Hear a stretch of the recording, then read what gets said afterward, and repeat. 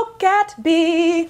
Look at B. $20 to anybody who knows what like semi-Beyonce reference that was. So the photos have finally arrived. The whole twin anticipation is over. A lot of you guys were acting as if you were carrying them right along with her and you couldn't wait for them to come, and they are here and they've arrived. But today I want to discuss specifically the photo. Why we all need to look at this photo a little deeper and a little longer. The three things I want to talk about is one, her making eye contact with the camera, why that's important, revealing a little bit of skin, why that's important, and why Jay-Z never seems to be in any of the maternal photo shoots, and why there is some importance to that as well too.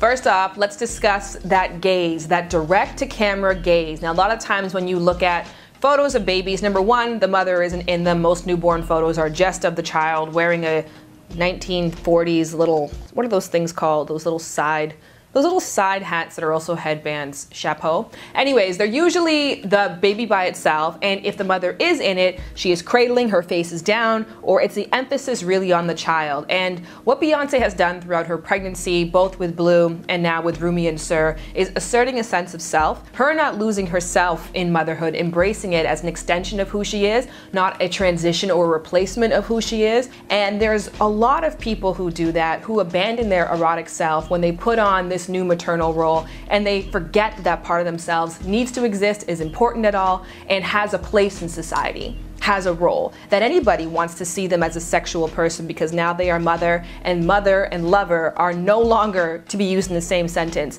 And I felt encouraged to watch not just Beyonce, but so many women, specifically in media, who take on the role of motherhood and don't allow that to be the end of their erotic story and of their place as an individual.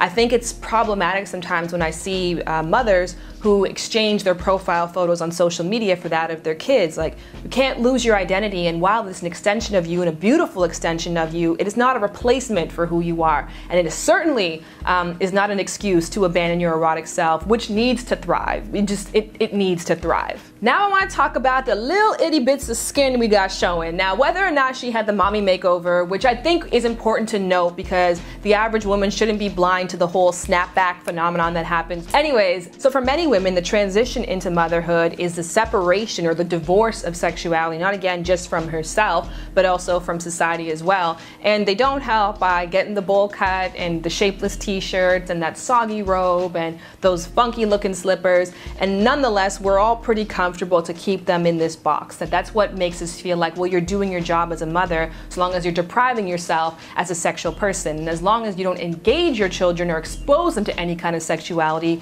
they have some semblance of hopefully growing up and not becoming sexual themselves, because God forbid we raise healthy, viable, confident, sexually active adults and young adults.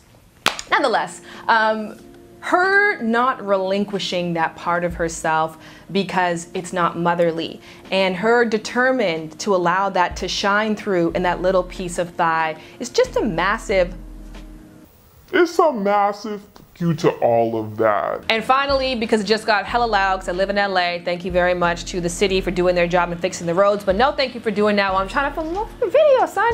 Anyhow though, I want to talk about the fact that Jay-Z is never present in any of these massive maternal moments, whether it be the reveal, the love on top reveal of baby Blue and the bump, or of course the iconic twin pregnancy reveal photos, and then most recently, and whether that's done to preserve his rap career or his image that he has surrounding his rap career, I'm not really sure, but I would like to think that it's done to give Beyonce the space to be adorned, appreciated, and lusted after. For her to be an object of desire, and whether that desire comes from other women or it comes from men who wish that that was a mother of their children or dream of that being their kids, nonetheless of giving her that space to still be a sexual icon.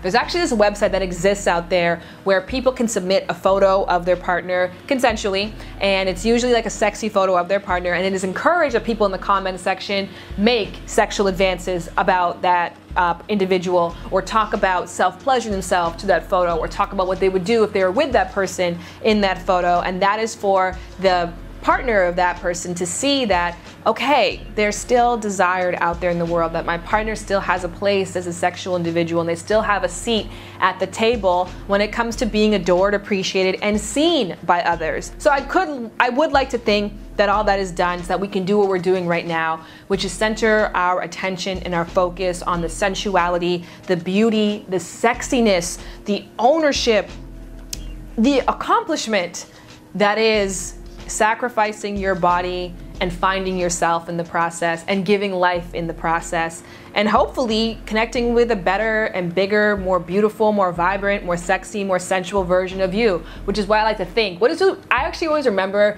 that Beyonce said in one of her documentaries that she wrote Partition after she just had Blue, and it was at a time when that part of her was so far from reality because she was nursing and going through the whole spit up phase and, you know, having vomit in her hair and all the above, but that she allowed herself to revisit the erotic as a part of reconnecting with a piece of herself that she missed and wanted to reclaim, and how much fun shooting that video was and how healthy shooting that video was. And so I encourage all you mothers out there to write your own partition, to rewrite the script, to rewrite the narrative of what it means to be sensual and a mother, and the importance of maintaining eroticness through your very important and of course crucial job of raising a healthy individual. So I want to hear from you guys in the comment section below.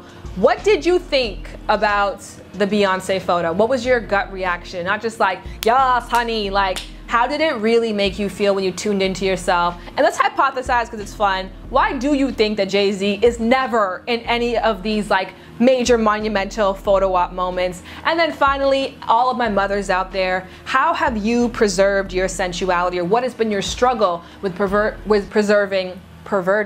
What's been your struggle with perverting yourself? Due to popular demand, I am now podcasting daily on Anchor FM. Now that is a place you guys can go to ask questions. You actually leave voice notes and then I answer your questions. So go to anchor.fm/shanbooty to sign up and to have your daily questions answered. I get it, girl. Oh yeah, I get it, girl.